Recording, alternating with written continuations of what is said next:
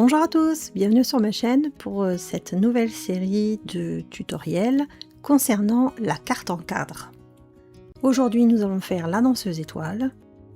Il vous faudra pour cela du papier aquarelle ou encore du papier mix média, un tampon principal, un sujet principal. Moi j'ai choisi cette danseuse de Studio Light, un tampon de fond. J'avais trouvé celui-ci chez Nose. Je vous les montre d'un peu plus près ici. Alors je suis en extérieur au moment où je tourne cette vidéo, c'est en pleine canicule et malgré l'abri, je suis quand même très exposée au soleil. Vous voudrez bien m'en excuser, ça va se rectifier par la suite. Ensuite, il vous faudra de l'aquarelle et des pinceaux. Moi j'ai pris cette planche d'aquarelle que j'ai achetée chez Craftelier, ainsi que plusieurs pâtes d'encre, dont la Versafine pour les tamponnages.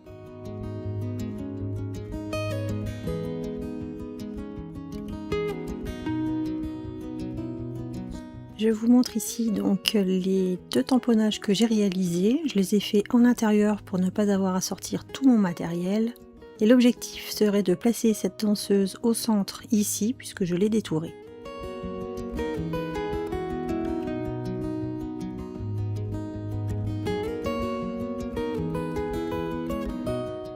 Voici la palette en céramique que je vais utiliser, ainsi que deux pots d'eau, un qui restera propre et l'autre qui sera pour nettoyer mes pinceaux, un chiffon doux et plusieurs pinceaux, dont deux pinceaux qui vont se gorger d'eau et qui me serviront à humidifier mon papier.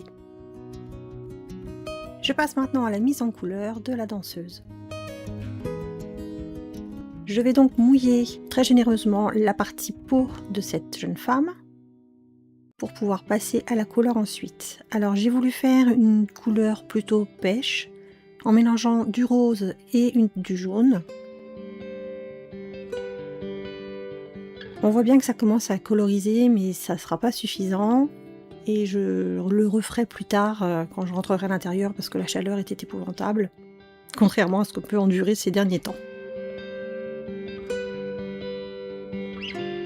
Je repasse à plusieurs endroits, j'essaye de foncer à d'autres, puis je passe à la robe. Donc je mouille bien mon papier et je vais me servir de la base pêche de la peau pour faire ma robe de danseuse. Je les mélange, j'ai fait une bonne dilution, ça ne me convient pas donc je rajoute du fuchsia. Je vais les saturer en mettant un petit peu de bleu, alors là encore je ne suis pas très sûre de moi mais ça fonctionne plutôt bien. Et j'obtiens à peu près la couleur que je voulais. Donc je passe d'abord en aplat toute ma couleur. Je fais plusieurs passes et ensuite je vais commencer à foncer vis-à-vis des plis, le dessous, le dessus de la robe. Je vais essayer de créer des ombres si vous voulez et de créer surtout du mouvement pour faire du volume à cette robe. On a un jupon très aérien, je veux lui donner du mouvement puisqu'elle est sur une pirouette. Et donc c'est ce que je cherche à faire. Et je n'hésite pas à repasser.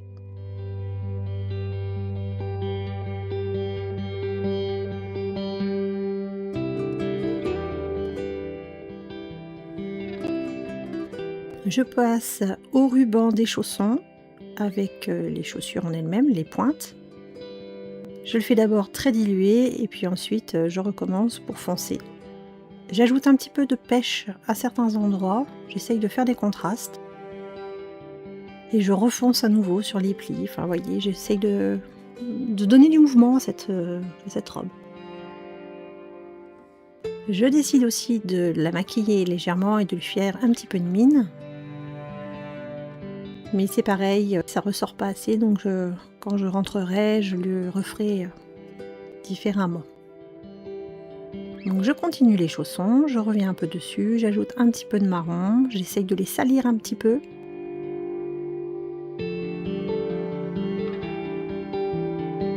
Et puis j'essaye de donner des jeux de lumière.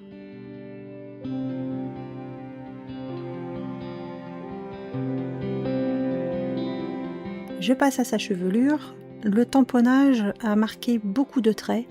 Donc pour moi il n'est pas possible de mettre une couleur trop claire comme un blond par exemple. Je décide de faire un châtain clair et je vais y mêler un petit peu de fuchsia pour y faire des reflets. Et ça marche plutôt pas mal. Donc je fais plusieurs passages.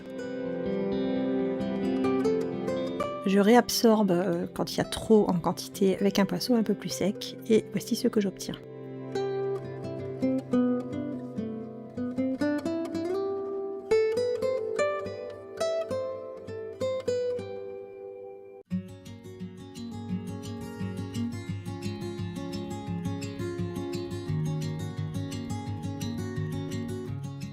Je passe maintenant à la mise en couleur du cadre fleuri.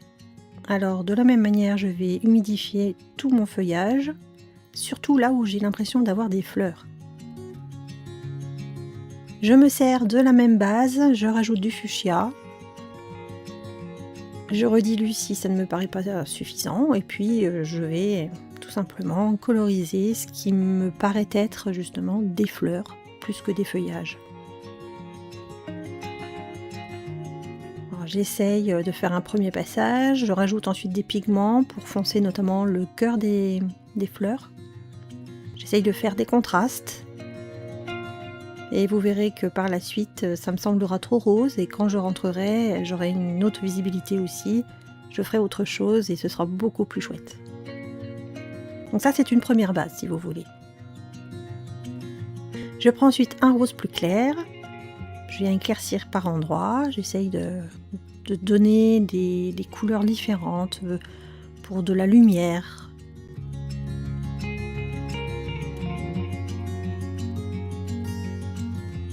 Et voilà ce que j'obtiens, et c'est très rose. Je vais maintenant passer au feuillage, donc j'ai préparé, comme vous voyez, 4 verres. J'ai commencé mon cadre, j'ai mouillé mon papier et je me suis préparé plusieurs verres, donc 4, en les mélangeant 2 par 2. Donc c'est parti, je mouille d'abord, puis je passe le vert. Alors je joue avec ces 4 tonalités que je me suis préparées. Donc je fais d'abord un aplat, on va dire, et puis je viens retirer du pigment, je viens en rajouter, je change de vert parmi les 4 que j'ai préparés. J'essaye de donner un petit peu de volume, de jouer les contrastes, éclairage différent. J'ajoute même un petit peu de marron par endroit pour avoir un feuillage plus sombre.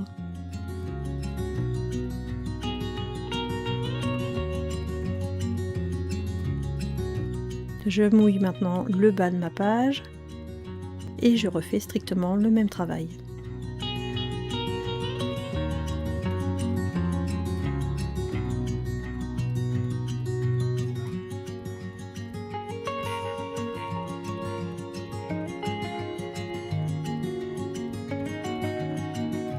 Donc c'est quand même un tampon qui est très chargé et j'obtiens ceci.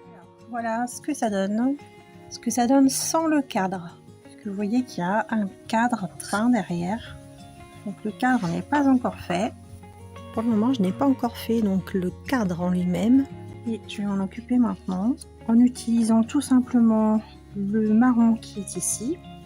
Je vais réactiver un petit peu parce que ça sèche très très vite.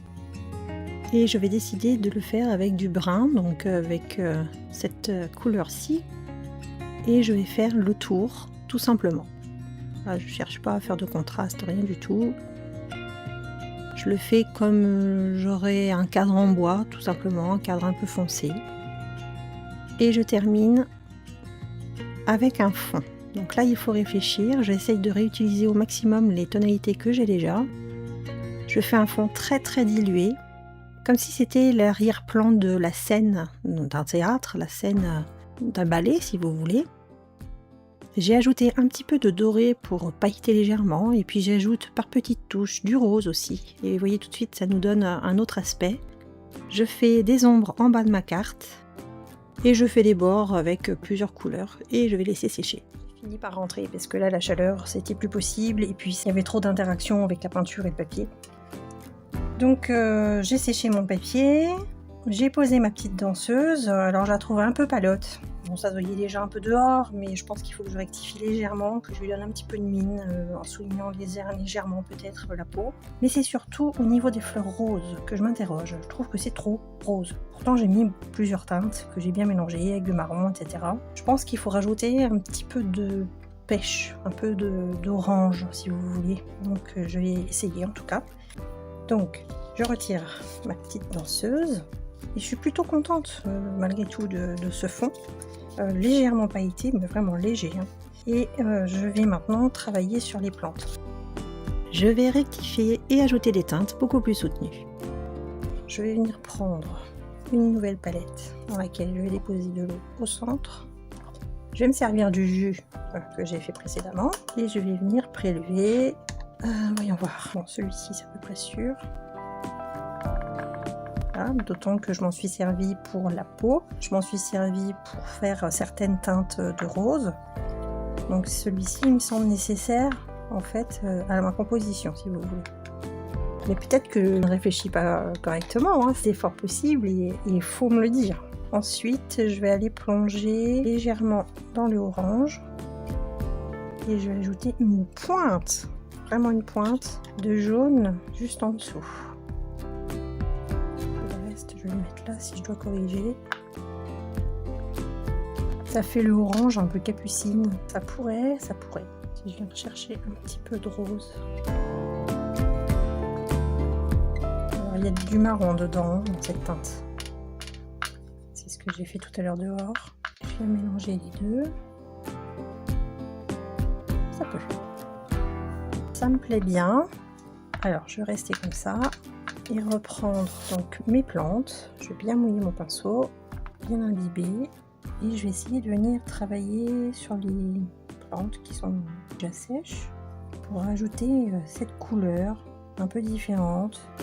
Donc je continue, j'ajoute des petites taches de jaune, de orange. J'essaye de changer ce trop rose qui n'allait pas du tout en fonction de mes propres goûts tout simplement. Et je trouve que ça fonctionne plutôt bien. Du coup je rajoute un tout petit peu de jaune dans mes feuillages. Quelques petites pointes, pas beaucoup vraiment.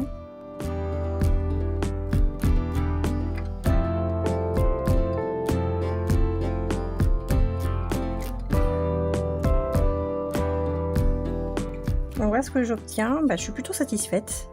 Je vais sécher et on se retrouve après. Je vais passer aux finitions. Alors j'ai terminé. Tout d'abord le côté orange que j'ai utilisé, orange mêlé de rouge, de rose, de marron et de jaune. Eh bien, je trouve que ça fait plus vivant, moins homogène comme tout à l'heure en fait. Hein, puis je suis pas forcément très rose en soi. Donc là, je suis plutôt satisfaite. J'ai quand même rajouté quelques petites touches de jaune, mine de rien, comme ça, par-ci par-là dans les feuillages. Et c'est légèrement pailleté, vraiment léger. Alors j'ai fait le tour, mais ça va pas rester comme ça, quelques éclaboussures, mais je ne sais pas du tout comment je vais faire la carte au final. J'ai profité de ce rouge pour refaire le maquillage, les lèvres, et puis une toute petite perle à l'oreille de ma danseuse. Et j'ai refait sa peau avec cette teinte-ci, donc j'ai mêlé un petit peu ces teintes-là, plus une autre de la palette pure. Et j'ai pu obtenir quelque chose de très différent. Et j'ai refait aussi du marron avec un mélange de ce rouge pour accentuer aussi les plis de sa robe. Et voici ce que ça donne. Et je la trouve beaucoup moins fade. Je vais faire plutôt comme ça. Ça fait plus d'ombre sur le dessus, son visage aussi. Un petit peu d'ombre dans le dos. Un petit peu plus d'ombre au niveau de ses jambes. Voilà. J'ai foncé le fond du patin aussi. Je l'ai entre guillemets sali. Et vous voyez ce que j'ai fait. J'ai mis plus en relief les plis de son jupon. Avec du marron surtout. Hein, ce marron là. Mêlé de rose. Et ça nous donne cette teinte là. Avec donc le marron et le rouge. Je la trouve plus vivante, plus en mouvement avec ses plis. Et maintenant, il faut préparer le cadre. Donc maintenant, il va falloir voir comment la positionner sur la carte. J'aurais très bien pu détourer le fond pour la faire ressortir aussi. Là, je la conserve comme si c'était le fond de la scène, si vous voulez. La scène, elle est sur le devant et il y a ce grand cadre qui ressort dans le décor, comme on en voit beaucoup en danse classique. Donc je l'aurais bien positionné. Alors je prends le centre là, le chignon, ou voir la monter et la mettre comme ça, tout en expression dans sa pirouette, comme ceci. Cette scène, il va bien falloir que je mette un sentiment, et j'ai celui-ci. Dance like no one is watching. Danse comme personne ne l'a jamais vu, si je ne me trompe pas. Alors, il me semble un petit peu grand. On en a d'autres au pire. On va voir ce que ça peut faire. Donc, je vais retirer ma planche. Créer une étiquette avec ce sentiment, ça me semblait quand même nécessaire. Donc, j'ai choisi Dream puisque l'autre, malheureusement, était trop grand. Il aurait fallu que j'y pense avant. Et je vais tout simplement le glisser sous le chausson de la danseuse. Bon, après plusieurs essais, je pense que la chaleur joue contre moi, j'avais une espèce de flou qui se faisait, donc bon, j'ai réussi, et effectivement, bon, il y a pas mal de petites éclaboussures, c'est très sympa, mais ça fera trop chargé par rapport à ma carte. Donc finalement, Dream ira très bien. Je vais prendre les mesures qu'il y a ici pour être entre les patins de la danseuse. Le motif en lui-même fait 7,2. 7,2, ça tient pas. Ni d'un côté ni de l'autre. Bon, alors je vais essayer de couper au plus près.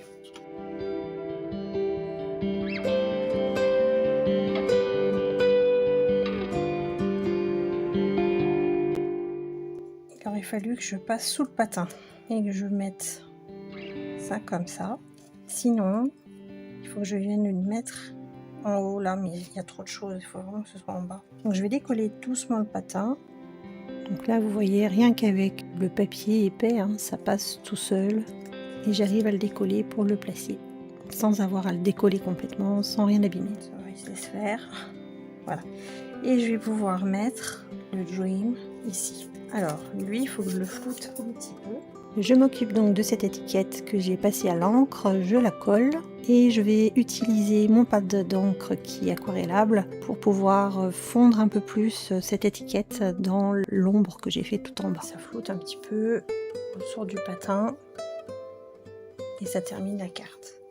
Je l'ai maté sur un fond gris et c'est la surprise maintenant. Et bien voilà, j'ai terminé et vous allez vous dire mais qu'est-ce qu'elle fait avec ça? Alors ça, ce sont des cadres que j'ai achetés, alors je ne sais plus si c'est Action, si c'est B&M ou si c'est Jiffy. Il n'est pas probable que ce soit Jiffy, je ne sais plus. Il y en a trois cadres gigognes qui peuvent être accrochés comme ceci ou comme ceci ou encore posés. Donc j'ai celui-ci, j'ai la taille au-dessus et j'ai ma danseuse. Donc j'ai décidé d'en faire un cadre. Donc on voit notre inscription Dream. C'est un cadre creux assez profond en fait, si vous voyez. Et le bois légèrement structuré sur le dessus, c'est pas complètement poncé, c'est pas complètement lisse. On peut donc poser notre création comme ceci ou l'accrocher à plat au mur. Voilà. Donc je rappelle pour le sentiment, j'ai utilisé cette planche qui vient donc de Craft Essentiel et je l'ai acheté chez Nose cet hiver. Alors j'aurais bien aimé utiliser celui-ci par rapport à la danse, mais c'était trop chargé et puis vous avez vu, ça tenait pas. Donc Dream sera bien suffisant. En plus elle ferme les yeux, elle est gracieuse, on peut tout à fait imaginer. On l'encourage dans ses rêves pour atteindre l'étoile. Voilà. J'espère que ces mises en couleur vous auront plu, qu'elles vous donneront également des idées, et je vous dis à très bientôt. Au revoir.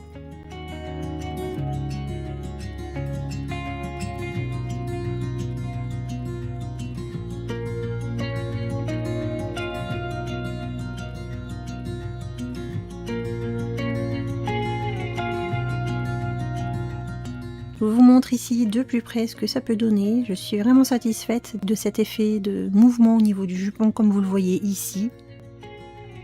Vous êtes toujours de plus en plus nombreux à me suivre et j'en suis vraiment très contente. Je vous remercie vraiment beaucoup.